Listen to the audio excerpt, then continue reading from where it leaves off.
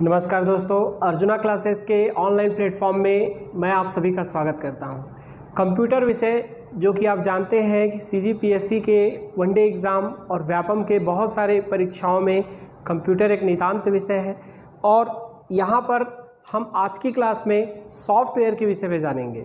Software क्या होता है, सॉफ्टवेयर के क्या प्रकार होते हैं, उसकी क्या यूटिलिटी है और सॉफ्टवेयर के जो एग्ज़ाम में प्रश्न बनते हैं या प्रीवियस ईयर के एग्ज़ाम में प्रश्न बने हुए हैं उनकी प्रवृत्ति को जानेंगे और हम देखेंगे कि कहाँ से किस किस प्रकार के प्रश्न पूछे गए हैं और क्लास के बाद आपसे संभवतः सभी प्रश्न बन जाएंगे।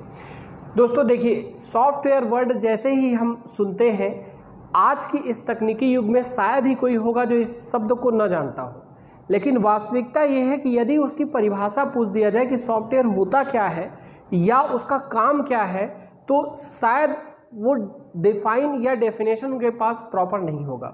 देखिए, मैं आपको बहुत आसान शब्दों में समझाने का प्रयास करता हूँ कि जैसे मान लीजिए आप अपने कैलकुलेटर में या कहीं भी कुछ प्रोग्रामिंग का या कुछ पॉइंट आप ऐसा कर रहे हैं। मान लीजिए कि आपके पास 3 वेरिएबल हैं। मैंने कहा आपके पास A, B और C, ये आपके पास 3 वेरिएबल हैं, ठीक है। अब अगर कहा जाए आपको एक फार्मूला डिराइव करना हो और आप कहें कि C बराबर A धन B, यानी आपने क्या कहा कि C is equal to A plus B, तो ये एक प्रकार का कंप्यूटर के शब्दावली में इसे जो है क्या कहेंगे, निर्देश कहेंगे। इसे क्या कहेंगे हम, निर्देश, या इसी निर्देश को हम क्या कहते हैं, इंस्ट्रक्शन। इसी निर्देश को क्या कहेंगे हम, इंस्ट्रक्शन।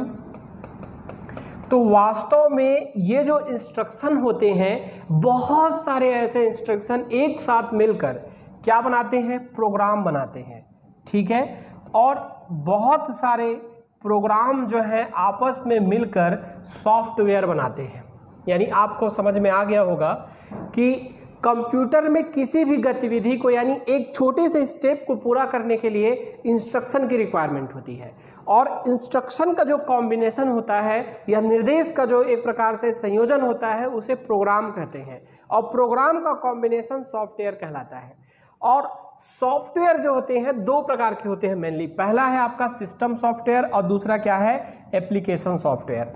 तो सिस्टम सॉफ्टवेयर और एप्लीकेशन सॉफ्टवेयर क्या है, इनको जानने से पहले आपने बहुत बेसिक स्तर पर जाना कि कंप्यूटर के किसी एक छोटे से गतिविधि को परफॉर्म करने के लिए कंप्यूटर को निर्देश अथवा इंस्ट्रक्शन की रिक्वायरमेंट पड़ती है और इंस्ट्रक्शन का कॉम्बिनेशन प्रोग्राम और प्रोग्राम का कॉम्बिनेशन सॉफ्टवेयर कहलाता है, ठीक है। चलिए अब हम इसको आगे बढ़ते हैं। चलिए, दो प्रकार आपने देखा, पहला सिस्टम सॉफ्टवेयर, दूसरा एप्लीकेशन सॉफ्टवेयर। तो सिस्टम सॉफ्टवेयर को यदि हम ग्राफिकली इसको समझना चाहें कि सिस्टम सॉफ्टवेयर जो है वो क्या होता है और क्या काम करता है, तो देखिए जैसा कि आप शब्द से ही समझ पा रहे हैं कि सिस्टम के लिए उपयोग होने वाला सॉफ्टवेयर सिस्टम सॉफ्टवेयर कहलाता है। अब सिस्टम में सॉफ्टवेयर जो होते हैं वो 2 प्रकार के उपयोग होते हैं। पहला होता है आपका, जिसको हम मेनली कहेंगे सिस्टम मैनेजमेंट प्रोग्राम रहता है, ठीक है, और दूसरा होता है सिस्टम यूटिलिटी प्रोग्राम।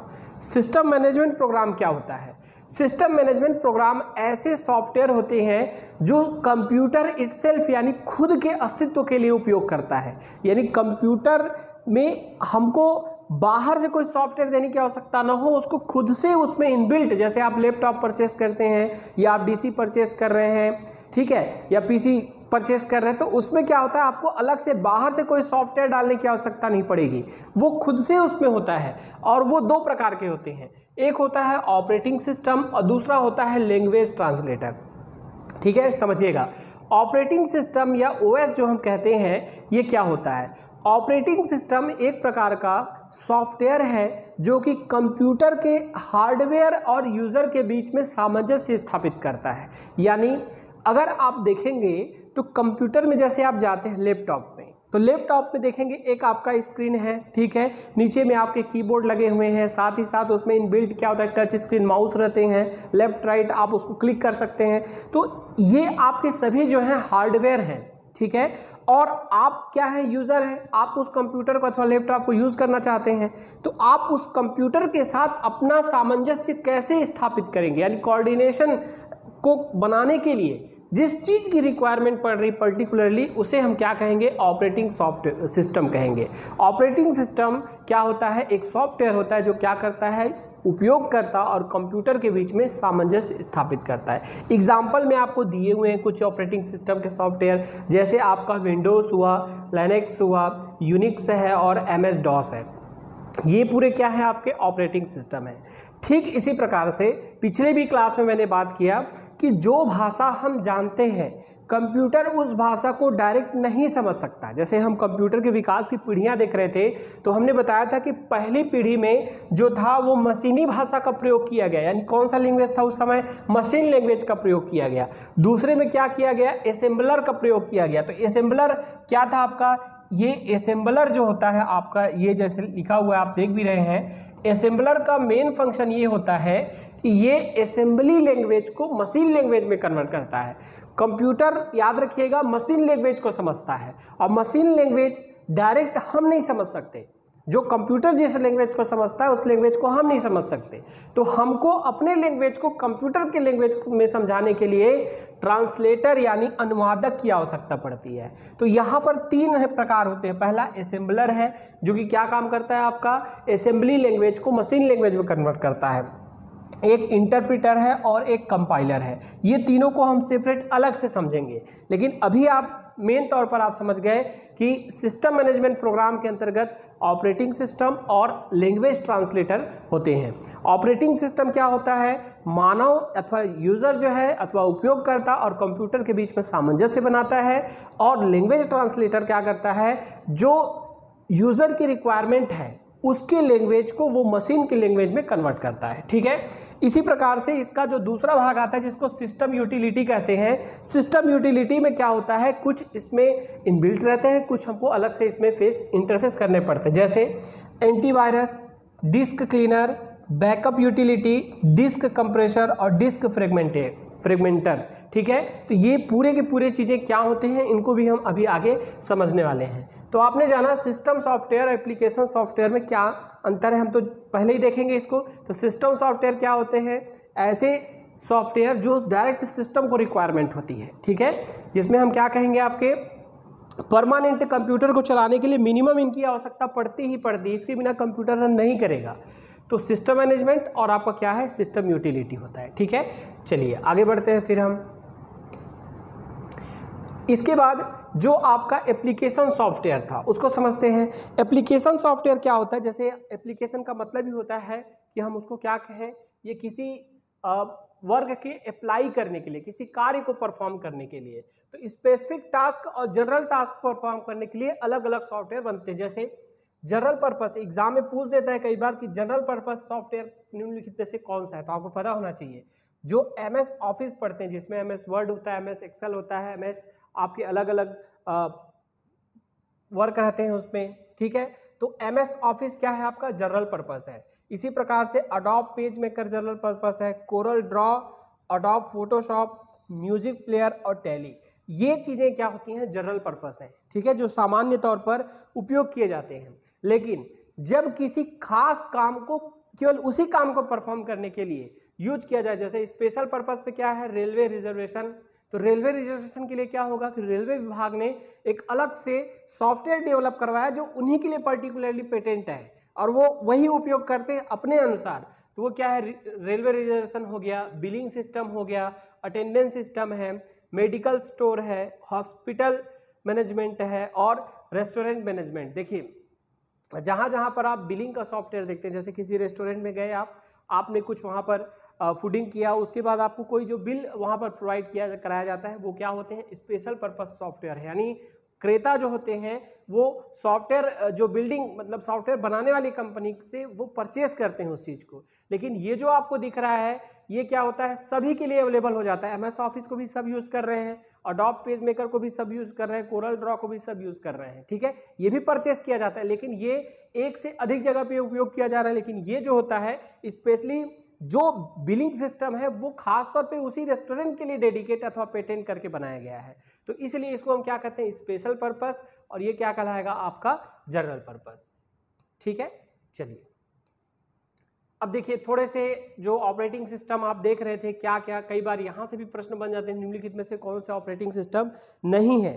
तो आपको पता होना चाहिए कि ऑपरेटिंग सिस्टम क्या क्या है और क्या क्या नहीं है। तो अगर इसमें हम ध्यान दें तो देखिए ऑपरेटिंग सिस्टम के अंतर्गत क्या है आपका MS DOS है, यूनिक्स है, विंडोज़ है, लाइनक्स है, मैक ऑपरेटिंग सिस्टम है। तो ये पूरे के पूरे क्या होते हैं आपके ऑपरेटिंग सिस्टम के अंतर्गत आते हैं। और ऑपरेटिंग सिस्टम जो होता है वो सिस्टम मैनेजमेंट सॉफ्टवेयर के अंतर्गत आता है। ठीक है, सिस्टम सॉफ्टवेयर देखिए इसमें फिर जो चीज़ें आपने अभी भी देखा वही चीज़ें पूरी इसमें मेंशन की गई हैं कि सिस्टम मैनेजमेंट में क्या होता है आपका system management program, operating system होते हैं और यूटिलिटी होते हैं। तो एंटीवायरस है, डिस्क क्लीनर्स है, बैकअप यूटिलिटी है, तो ये अभी अभी आपने देखा। ठीक है, इसी प्रकार से एप्लीकेशन सॉफ्टवेयर में MS ऑफिस जिसमें वर्ड है, एक्सेल है, एक्सेस है, अडोब में आता है पेज मेकर है, फोटोशॉप है, रीडर है, फोटोशॉप रीडर, कोरल ड्रॉ है, म्यूजिक प्लेयर में जैसे आप देखते हैं VLC, real media player, MX player, animation software में देखते हैं माया है। ये पूछ देता है कई बार किस सॉफ्टवेयर के अंतर्गत आते हैं, माया है, फिल्मोरा है, ब्लेंडर है, सिनेमा 4D स्टूडियो है। इसी प्रकार से अटेंडेंस सिस्टम आता है, टैली आता है, रेलवे रिजर्वेशन और बिलिंग सिस्टम आते हैं। ठीक है, तो ये जो आप देख रहे हैं एप्लीकेशन, इसमें दोनों चीज़ें मिक्स कर दी गई हैं, यानी जनरल पर्पस और स्पेशल पर्पस। आपको जानना कुछ नहीं है, आपको सिर्फ इतना जानना है यदि कोई सॉफ्टवेयर एक के अतिरिक्त किसी दूसरे के उपयोग में आ जाए तो उसे जनरल पर्पस कहेंगे, और अगर किसी एक के ही उपयोग में आ रहा है तो वो क्या कहलाएगा, स्पेशल पर्पस कहलाएगा। जैसे आप अर्जुना क्लासेस में एडमिशन लेते हैं और अर्जुना क्लासेस के ऑनलाइन प्लेटफॉर्म में आपको एक ऑनलाइन बिलिंग अवेलेबल कराई जाती है, एक आपको ऑनलाइन इनवाइस दिया जाता है। तो उस इनवाइस का जो सॉफ्टवेयर है, जो इनवाइस आपको मिल रहा है वो आपका स्पेशल पर्पस है। क्यों? क्योंकि उसी फॉर्मेट में आपको अपने लिए उपयोग करने के लिए या किसी दूसरे के लिए उपयोग करने के लिए वो नहीं मिल सकता। वो अर्जुना के द्वारा उसको डिजाइन किया हुआ, उसको क्रिएट कराया गया है, तो वो क्या हो जाएगा, आप स्पेशल पर्पस में काउंट करेंगे। लेकिन यदि आप वर्ड को देखें तो हर सिस्टम में MS ऑफिस दिख जाता है आपको, MS Office, MS Word, MS Excel, तो ये पूरे की पूरे चीज़ें क्या जनरल पर्पस है। भले से ये सॉफ्टवेयर टफ हो, कॉम्प्लेक्स हो, इजी हो, मॉडरेट हो, वो मैटर नहीं करता। ये मैटर करता है इसकी अवेलेबिलिटी के ऊपर कि अवेलेबल किस प्रकार से है ये। ठीक है, तो ये आपका इंपॉर्टेंट पॉइंट है कि एप्लीकेशन सॉफ्टवेयर जो जनरल पर्पस होते हैं और स्पेशल पर्पस होते हैं, इन दोनों में क्या अंतर है। ठीक है, देखिए इसके बाद यूटिलिटी जो सॉफ्टवेयर आप देखते हैं, यूटिलिटी सॉफ्टवेयर को थोड़ा सा आप समझिएगा। ऐसे सॉफ्टवेयर जो सिस्टम सॉफ्टवेयर के असिस्टेंट के तौर पर काम करते हो, यानी जो सिस्टम सॉफ्टवेयर को सहायता प्रदान करते हो। सहायता प्रदान करना मतलब किस प्रकार का, पहला आता है जैसे डिस्क फॉर्मेटिंग। डिस्क फॉर्मेटिंग कहने का अर्थ क्या है, आप देखते हैं कई बार जो आपके हार्ड डिस्क होते हैं, ठीक है, वो हार्ड डिस्क को फॉर्मेट करने की आवश्यकता पड़ती है, यानी उसमें कुछ करप्ट फाइल आ जाए या तो उसमें कोई फाइल ओपन ना हो या कोई वायरस आ जाए, तो ऐसी स्थिति में क्या होता है, उसको पूरा फॉर्मेट करके फिर से हमको इसको रिस्टोर करना होता है या फिर से उसको हम नया कंटेंट उसमें यूज़ करते हैं। तो ये डिस्क जो फॉर्मेटिंग होता है वो क्या है आपका यूटिलिटी सॉफ्टवेयर में है। ठीक है, नेक्स्ट है डिस्क क्लीनअप। आप देखते हैं मोबाइल में भी ये सुविधा देती है कि डिस्क जो आपका स्पेस है, कई बार उस किसी फाइल का कॉपी बन जाने से, ठीक है, एक से ज़्यादा कॉपी बन गया उसका, तो ऐसे स्थिति में उस डिस्क को क्लीन करने के लिए एक यूटिलिटी सॉफ्टवेयर की आवश्यकता पड़ती है। बैकअप प्रोग्राम के लिए पड़ता है, जैसे आप किसी फाइल को डिलीट करते हैं तो वो रिसाइकल बिन में जाता है, रिसाइकल बिन में आप डिलीट करेंगे तो वो परमानेंट डिलीट हो जाएगा। तो रिसाइकल बिन में जाना यानी एक प्रकार का क्या है, वो बैकअप प्रोग्राम है, यानी वहाँ पर बैकअप फाइल के तौर पे स्टोर हो रहा है। एंटीवायरस यूटिलिटी, तो देखिए एंटीवायरस भी एक तो ऑपरेटिंग सिस्टम के लिए इनबिल्ट एक वायरस रहता है, लेकिन वो इतना स्ट्रांग नहीं रहता, हमको बाहर से जो है क्विक हिल या अदर एंटीवायरस हमको उपयोग करना होता है। तो एंटीवायरस की यूटिलिटी है। डिस्क फ्रेगमेंटेशन, जैसे आप क्या काम करते हैं, कंप्यूटर में देखते हैं आपके अलग अलग ड्राइव बने रहते हैं, जैसे बना रहता है A ड्राइव, ठीक है, B drive, C drive, E drive, इस टाइप से आपके बने हुए होते हैं। तो ये जो ड्राइव बने होते हैं इसी को ही कहा जाता है डिस्क फ्रेगमेंटेशन। चाहे तो आप जब ऑपरेटिंग सिस्टम को इंस्टॉल कर रहे होते हैं उस समय भी होता है, या इसको बाद में भी आप इसको क्रिएट कर सकते हैं किसी स्पेस को अलग अलग, तो ये क्या कहलाएगा, डिस्क फ्रेगमेंटेशन कहलाएगा। इसी प्रकार से नेक्स्ट आता है फाइल मैनेजर। फाइल मैनेजर यानी किसी फाइल में मान लीजिए आपके पास बहुत सारे डॉक्यूमेंट हैं, ठीक है, वर्ड में है आपका, अलग अलग वीडियो है, अलग अलग टेक्स्ट है। तो किसी फाइल में जब आप चीज़ों को एडिट करें या उसमें कुछ संशोधन का कार्य करें तो वो क्या है, आपका फाइल मैनेजर है। डेटा कंप्रेशन यूटिलिटी, कई बार आप देखते हैं कि आपको डेटा को भेजने के लिए उसको कंप्रेस यानी उसको छोटा करने की आवश्यकता पड़ती है। तो इस स्थिति में अलग अलग एक फॉर्मेट में आपका सॉफ्टवेयर भी इनबिल्ट इसमें अवेलेबल रहता है जो कि डेटा कंप्रेशन के लिए उपयोग किया जाता है। तो ये जो पूरी चीज़ें आप देख रहे हैं, एक लाइन में आप याद रखिएगा कि ऑपरेटिंग सिस्टम को अपने कार्यों में सहायता करने के लिए जिन सॉफ्टवेयर की आवश्यकता पड़ती है उसे यूटिलिटी सॉफ्टवेयर के नाम से जाना जाता है। चाहे आप डिस्क को फॉर्मेट करें, डिस्क को क्लीन करें, डिस्क को फ्रेगमेंट यानी उसका टुकड़ा करें, डिस्क में चाहे बैकअप लें, चाहे डिस्क को क्लीन करें, चाहे आप एंटीवायरस का उपयोग करें, चाहे फाइल को मैनेज करें, चाहे डेटा को कंप्रेस करें, ये पूरे की पूरी चीज़ें जो है किस में आती हैं, आपका यूटिलिटी सॉफ्टवेयर में आती हैं। और यूटिलिटी सॉफ्टवेयर किस में आएगा, आपका ये आएगा आपका सिस्टम सॉफ्टवेयर में। ठीक है, चलिए आगे बढ़ते हैं फिर। अब नेक्स्ट पॉइंट ये होता है कि ऑपरेटिंग सिस्टम जो होता है क्या काम करता है। ठीक है, ऑपरेटिंग सिस्टम का काम क्या है। तो ऑपरेटिंग सिस्टम जो होता है अपने सहायक की सहायता से, मैंने यूटिलिटी सॉफ्टवेयर की हेल्प से वो क्या क्या काम कर सकता है। देखिए, पहला वर्क आता है मेमोरी मैनेजमेंट। जैसे आपने देखा डिस्क में हम 3-4 चीज़ कर रहे थे। ठीक है, क्या क्या है आपका, डिस्क फ्रेगमेंटेशन है, ठीक है, डिस्क क्लीनअप है, डिस्क मैनेजमेंट भी है। तो ये सारी चीज़ें जो है क्या है, आपका मेमोरी मैनेजमेंट के अंतर्गत आ गया। ये काम कौन करता है, आपका ऑपरेटिंग सिस्टम ही करता है। साथ ही साथ प्रोसेसर मैनेजमेंट में आता है, आपका जो प्रोसेसर लगा हुआ है, ठीक है, मान लीजिए वो प्रोसेसर i3 हो, i5 हो या अलग अलग प्रोसेसर लगे हुए हैं जो भी है, तो उन प्रोसेसर में आपका प्रोग्राम किस प्रकार का एग्जीक्यूशन उसमें चल रहा है। यानी मैं कहना चाहूँगा कि मान लीजिए एक साथ आपके 2 या 4 प्रोग्राम चल रहे हैं, आपने 4 या 5 फाइल को ओपन करके उसमें आप वर्क कर रहे हैं, तो वो किस प्रकार से वो प्रोसेसर को यूज़ करे, ये काम मैनेजमेंट का कौन देखता है, आपका ऑपरेटिंग सिस्टम देखता है। साथ ही साथ देखिए डिवाइस मैनेजमेंट भी ऑपरेटिंग सिस्टम देखता है। जितने भी आप एक्सटर्नल डिवाइस, मान लीजिए प्रिंटर आप ऐड कर दे रहे हैं, मान लीजिए उसमें आप कहा जाए एक जो लाइट पेन होता है, ठीक है, उसको आप ऐड कर दें, या आप उसमें प्रोजेक्टर ऐड कर दे रहे हैं, तो वो सभी चीज़ों को मैनेजमेंट करने का काम किसका होता है, वो ऑपरेटिंग सिस्टम का होता है। ठीक है, फिर नेक्स्ट है आपका file management, security management, system performance को देखना, एरर को तलाशना, सॉफ्टवेयर यूजर के बीच में सामंजस्य स्थापित करना। आपके एग्जाम में पूछेगा कि निम्नलिखित में से कौन सा कार्य ऑपरेटिंग सिस्टम का है अथवा नहीं है। तो आपको पता होना चाहिए कि जितने भी यूटिलिटी सॉफ्टवेयर होते हैं, चाहे वो डिस्क का को क्लीन करने के लिए हो, उसका टुकड़ा करने के लिए हो, अथवा फाइल को मैनेज करने के लिए हो, फाइल को कंप्रेस करने के लिए हो, चाहे एंटीवायरस के लिए हो, ये पूरे के पूरे जो सहायक हैं वो किसके हैं, ऑपरेटिंग सिस्टम के। तो जो ऑपरेटिंग सिस्टम का कार्य है या इसके सहायक का कार्य है, वही आपका ऑपरेटिंग सिस्टम का कार्य हो जाएगा। तो यहाँ पर आपको ध्यान रखना है कि कंप्यूटर में जो हम एरर अथवा त्रुटि तलाशते हैं उसे हम क्या कहते हैं, जो त्रुटि निकलता है उसे बग कहते हैं। हम त्रुटि को तलाशना बगिंग, उसको दूर करना डीबग, और दूर करने की प्रक्रिया डीबगिंग कहलाता है। तो ये त्रुटि निकालने का काम भी जो है कौन करेगा, कंप्यूटर ऑपरेटिंग सॉफ्टवेयर ही करेगा। ठीक है, साथ ही साथ मैंने स्टार्टिंग में ही बताया कि हम जो है क्या है, यूजर है, उपयोग करता है, और कंप्यूटर जो है अपने आप में एक हार्डवेयर है। तो उस हार्डवेयर के साथ इस जीवित जीव का सामंजस्य स्थापित करने के लिए जो आवश्यकता पड़ती है वो क्या हो सकता है, आपका ऑपरेटिंग सिस्टम का हो सकता है। लेकिन हम जो बोल रहे हैं वो कंप्यूटर समझ कैसे पाएगा, उसके लिए हमारे लैंग्वेज के ट्रांसलेटर की आवश्यकता पड़ेगी। जो ट्रांसलेटर में क्या होता है, असेंबलर होता है, इंटरप्रेटर होता है और कंपाइलर होता है। तो ये अलग अलग इनके फंक्शन होते हैं। तो ये पूरी चीज़ें जो है आपका क्या है, ऑपरेटिंग सिस्टम के कार्य हैं। ठीक, अब चलिए ऑपरेटिंग सिस्टम के हम प्रकार देखते हैं। ऑपरेटिंग सिस्टम के प्रकार में सबसे पहला आ रहा है batch processing operating system. Batch processing operating system, तो सबसे पहले आपको जानना होगा कि ये बैच क्या होता है। मैंने पहले भी इसके विषय में एक बार चर्चा किया था, लेकिन फिर भी समझिएगा।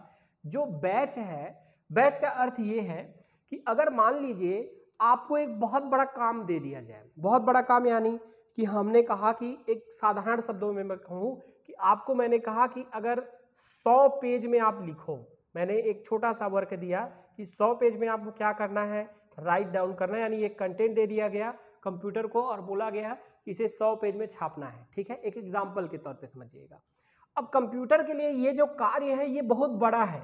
इसलिए बड़ा है क्योंकि कंप्यूटर बहुत बड़ा बड़ा कार्य कर सकता है लेकिन टुकड़ों में करेगा। इससे क्या होगा कि वो पैरेलल काम करेगा, समांतर कार्य करने से उसकी क्षमता बढ़ जाएगी, उस पर स्पीड अच्छा आ जाएगा, उसके बैकअप, स्टोरेशन और मेमोरी की जो फ्रेगमेंटेशन की प्रक्रिया है वो प्रॉपर हो पाएगी। तो कंप्यूटर क्या काम करता है, इस 100 कार्य को एक एग्जाम्पल के तौर पर ये छोटे छोटे 20-20 कार्य का 5 क्या कर लिया, बैच बना लिया। जैसे आप देखते हैं ना, आपका भी बैच बना हुआ है, तो आपका जो ऑनलाइन बैच बना हुआ है या ऑफलाइन आप क्लास अटेंड करते हैं मॉर्निंग इवनिंग बैच, तो वो बैच बनाने का काम क्या होता है, कारण उसके पीछे कारण ये होता है कि आपके साथ पढ़ने वाले जो छात्र हैं वो 100 या 50 या 150 200 जो भी एक संस्थान का प्लान रहता है, उतने स्ट्रेंथ मिलने के बाद उसके पीछे कार्य किया जाए। यानी बीच में फिर कोई आने का या बीच में इंटरप्शन का कोई चांसेस उसमें न बैठे। इसीलिए क्या होता है कि कंप्यूटर इसको 20-20 का क्या कर लिया, बैच बना लिया। इसने क्या काम किया, 20-20 का 5 बैच बना लिया। अब सब बैच को क्या काम करेगा, पैरेलली लेकर इस पे कार्य करेगा। तो ये कंप्यूटर क्या करेगा, इस कार्य को बहुत ही जल्दी कंप्लीट कर लेगा। यानी बड़े कार्य को छोटे छोटे टुकड़ों में तोड़कर समांतर करने की प्रक्रिया बैच प्रोसेसिंग कहलाता है। और जो कंप्यूटर इस कार्य को कर सकता है उसे बैच प्रोसेसिंग ऑपरेटिंग सिस्टम कहते हैं। बात आपको समझ में आई होगी कि बैच क्या होता है, कि बड़े कार्य को छोटे छोटे टुकड़ों में बांट लेना। ठीक है, तो आप जो कंप्यूटर वर्तमान में देखते हैं वो बैच प्रोसेसिंग है। बैच प्रोसेसिंग अब कोई बहुत बड़ा कठिन नहीं, क्योंकि अब तो उससे भी high advance real time sharing और real time operating system, multitasking, multi operating बहुत सारे डेवलप हो चुके हैं। तो बैच ऑपरेटिंग सिस्टम क्या होता है, अगर आपसे पूछेगा तो आप क्या कहेंगे, साधारण से शब्दों में कठिन कार्य को या बड़े कार्य को छोटे छोटे टुकड़ों में यानी बैच में बांटकर कंप्यूटर के द्वारा समांतर किए जाने वाले कार्य की प्रक्रिया बैच प्रोसेसिंग तथा उस सिस्टम को बैच प्रोसेसिंग ऑपरेटिंग सिस्टम कहते हैं। ठीक है, चलिए नेक्स्ट प्रकार में हम आते हैं जिसमें कहते हैं real time operating system. Real time operating system आप समझिएगा ये होता क्या है। रियल मतलब होता है वास्तविक, टाइम यानी होता है समय, और ऑपरेटिंग सिस्टम यानी आप तो जानते ही हैं, अभी तक हम ऑपरेटिंग सिस्टम को ही देख रहे हैं काफी समय से। तो इसको जानने के लिए देखिए ये सब इतने मिलते जुलते हैं कि छात्रों में 99.9% डाउट रहता है कि वास्तव में ये है क्या अंतर इसमें। तो देखिएगा, मैं कह रहा हूं आपका बैच बनना तो आसान सी बात है, मैंने कहा एक बैच बन गया।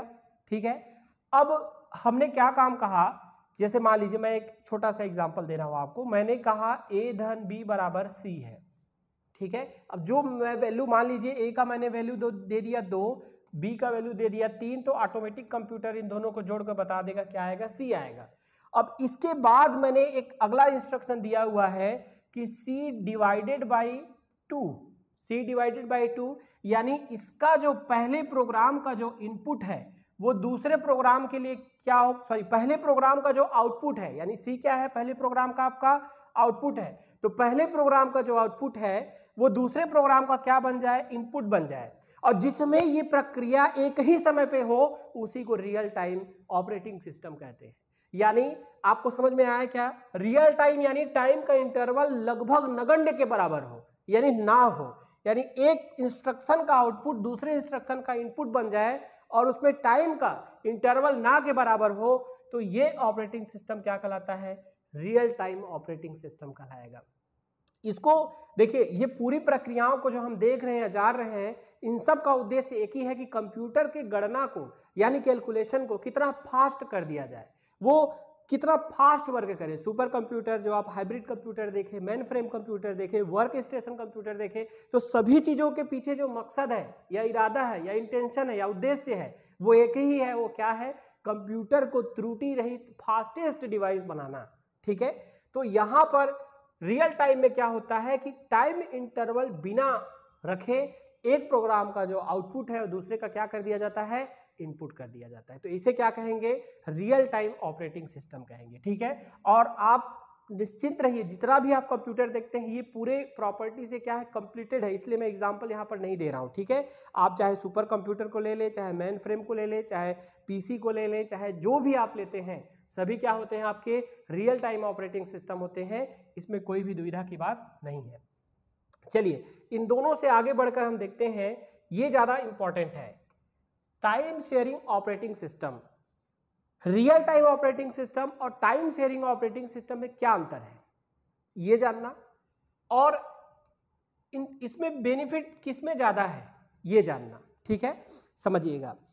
अगर मैं कहूं कि आपके पास काम है, मैंने एक वर्क ले लिया, ठीक है, मैंने क्या कहा, एक वर्क है, जैसे कंप्यूटर का आप कुछ भी देते हैं तो एक वर्क रहता है, या इसी को मैं दूसरे शब्दों में कह सकता हूं क्या, ये टास्क है।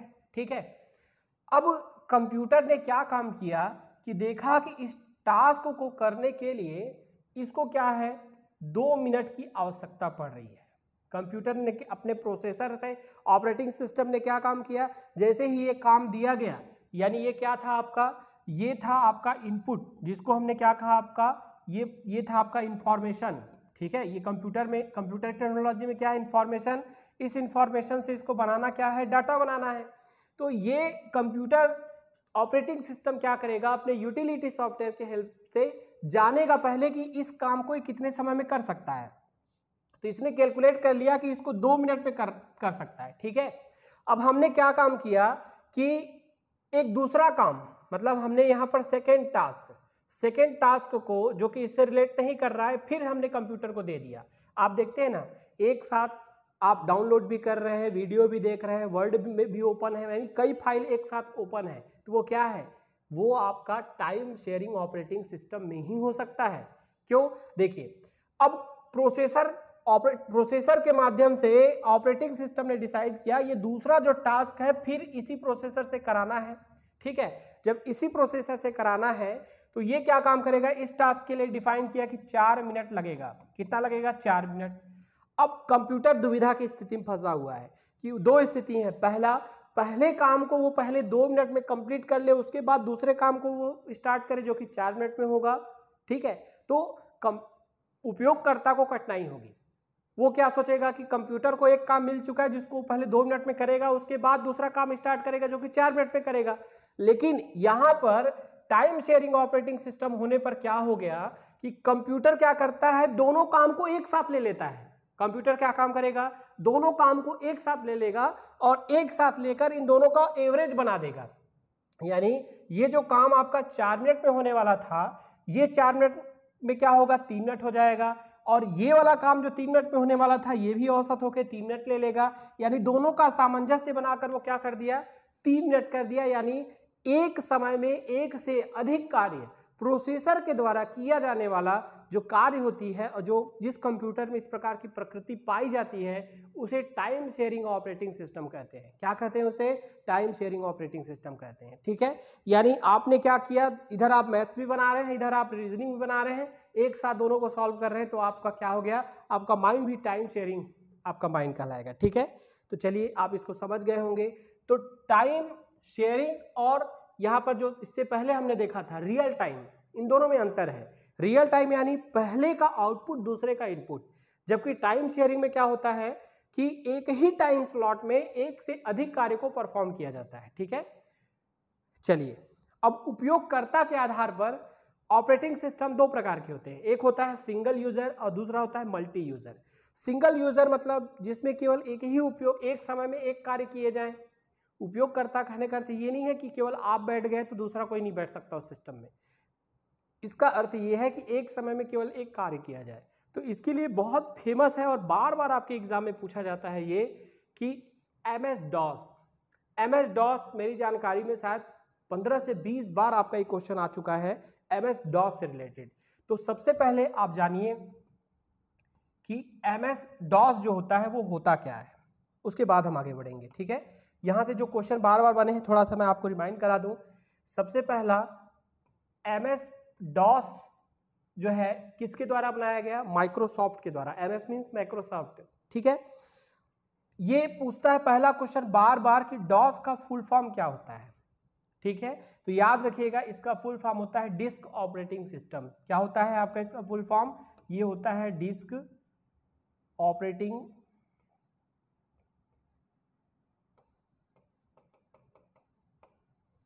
सिस्टम।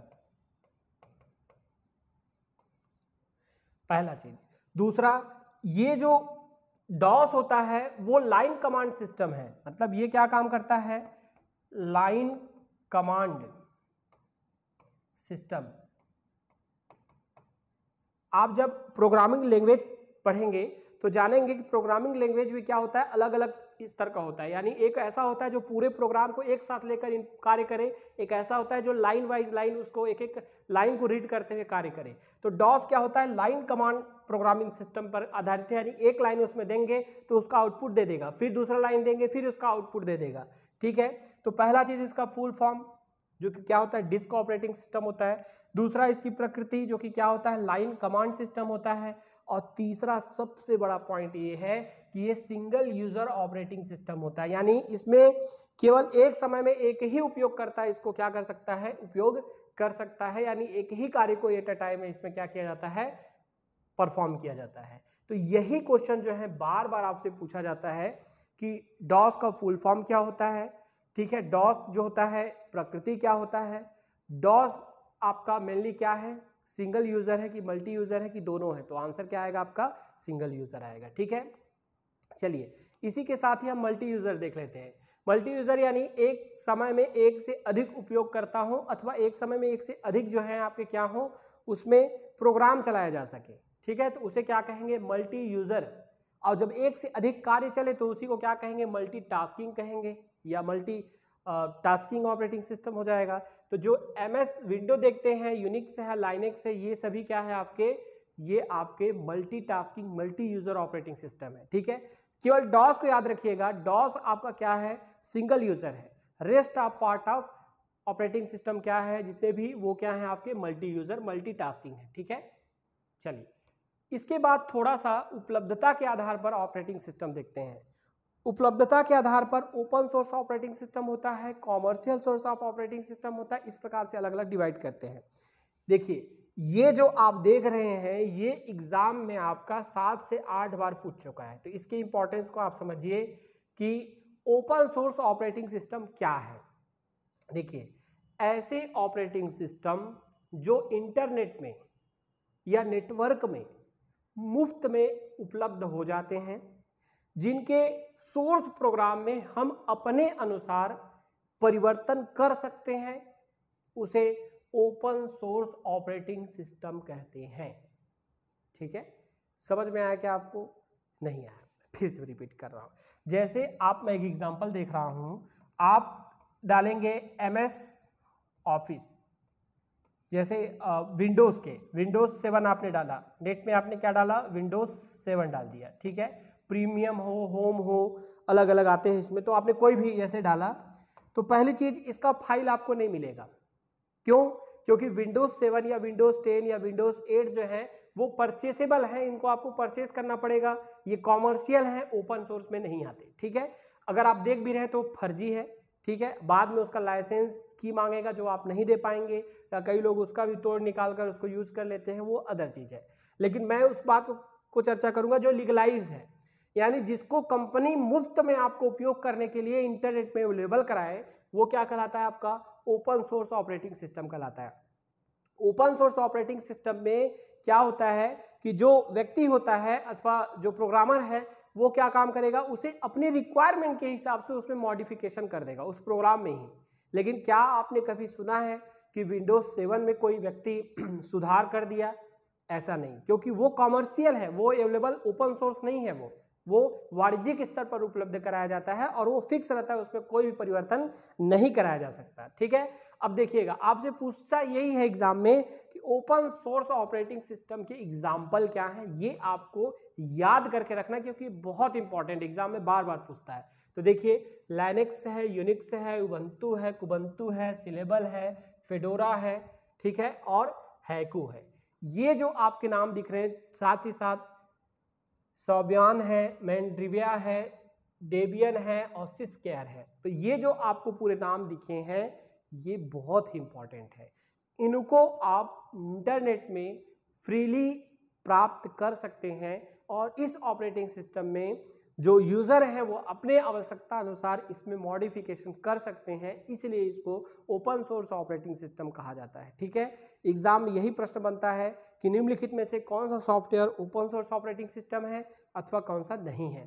तो आपको ये जो नाम आपको दिख रहे हैं, ये नाम आपको क्या करना पड़ेगा, याद रखना पड़ेगा। ठीक है, चलिए इसी के साथ इसका सेकेंड पार्ट देखते हैं, जिसको हम कहेंगे क्या, आपका commercial operating system. Commercial operating system यानी इसको आप फ्री में प्राप्त नहीं कर सकते।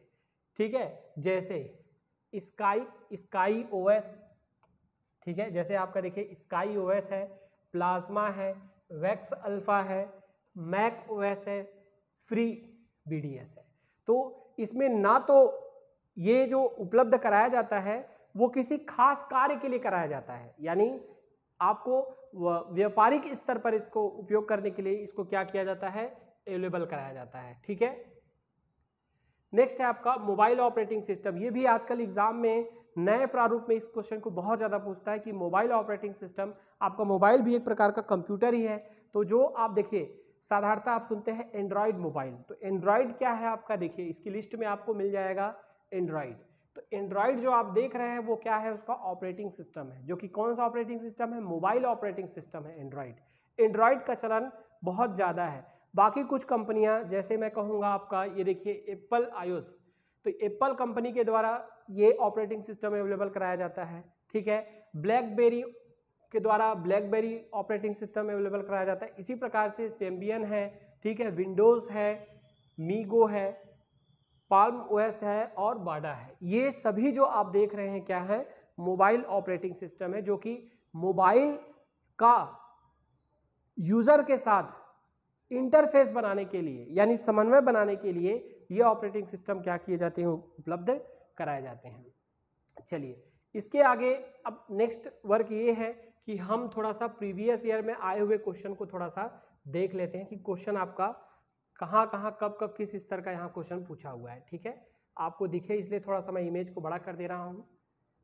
देखिएगा पहला क्वेश्चन बन रहा है आपका, माइक्रोसॉफ्ट विंडोज एक है, क्या है, operating system, graphic program, word processor, database program. तो आप क्या कहेंगे, ऑपरेटिंग सिस्टम है। दूसरा, निम्नलिखित में से कौन सा ऑपरेटिंग सिस्टम में GUI यानी graphics user interface based user interface शामिल है। तो देखिए विंडोज, लाइनेक्स, सोलारिस सभी में आपके पाए जाते हैं। तो आंसर क्या आएगा, उपरोक्त सभी।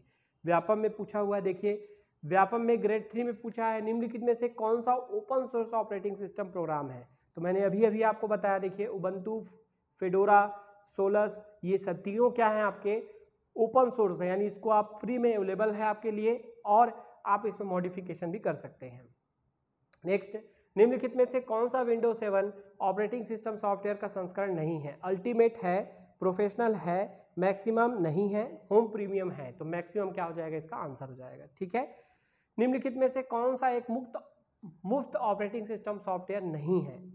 माई एक्सक्यूएल, उबंटू, सिलेबल, डेस्कटॉप, कुबंटू।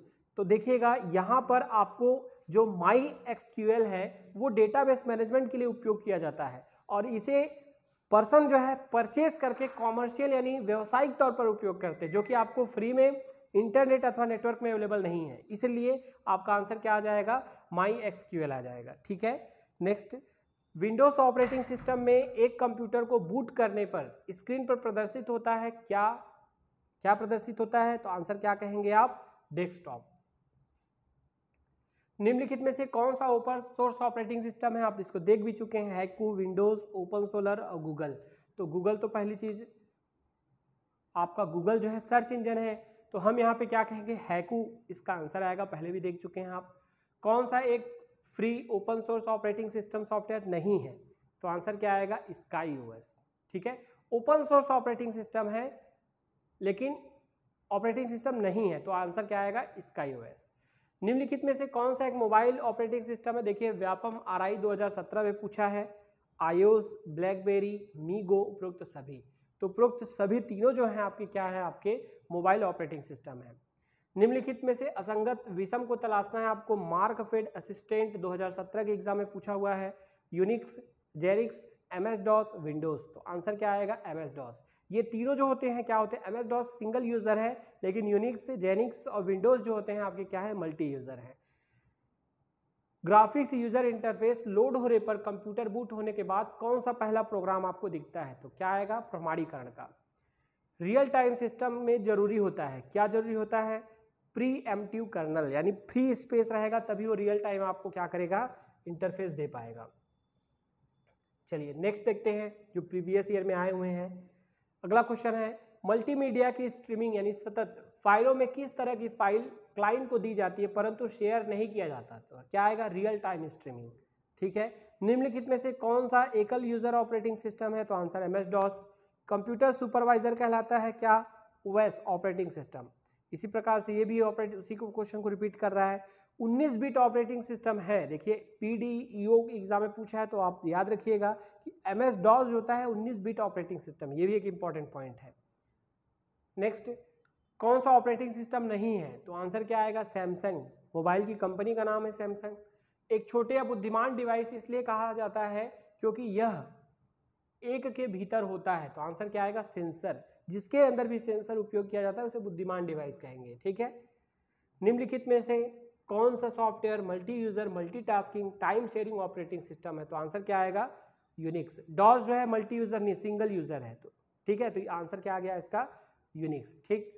फिर एक ऑपरेटिंग सिस्टम होता है तो आंसर क्या आएगा? सॉफ्टवेयर रूटीन का संग्रह, यानी बहुत सारे सॉफ्टवेयर उसमें क्या होते हैं? इनबिल्ट होते हैं। तो इस तरह से हमने आज की क्लास में प्रीवियस ईयर में आए हुए क्वेश्चन, साथ ही साथ ऑपरेटिंग सिस्टम से संबंधित हमने सभी चीज़ों को जाना। नेक्स्ट क्लास में फिर किसी नेक्स्ट टॉपिक के साथ आप सबके समक्ष उपस्थित होऊंगा दोस्तों। धन्यवाद।